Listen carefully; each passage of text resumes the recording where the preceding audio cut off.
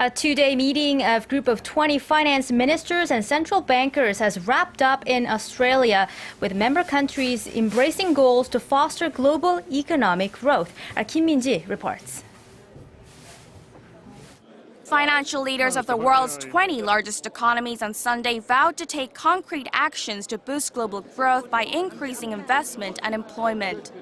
The vision was agreed upon at the Group of 20 meeting in Sydney during the weekend. A communique said the countries would develop ambitious but realistic policies that would stimulate job creation. The finance chiefs and central bankers embraced a goal of boosting the gross domestic product of the countries by at least 2% above the current expected levels over the next 5 years. This translates into generating $2 trillion in economic activity, which in turn is expected to create tens of millions of new jobs. Another agenda high on the list was the need for tighter regulations on cross-border taxation.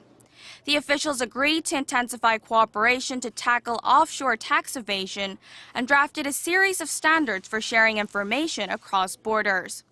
Starting next year, an automatic exchange of banking information will take effect among the G20 members. Australian Treasurer Joe Hockey, the host of the meeting, said the new standards would enhance transparency and reduce tax evasion opportunities. Another key concern at the meeting was the shock being felt by emerging economies from the U.S. Federal Reserve's tapering of its stimulus program, leading to a capital flight from vulnerable economies. The communique said all central banks maintain their commitment that monetary policy settings will continue to be carefully calibrated and clearly communicated.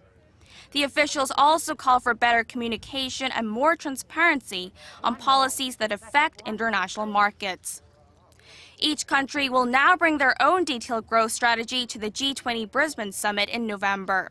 The G20, which accounts for 85% of the global economy, consists of major economies such as the U.S., as well as emerging economies including China and India.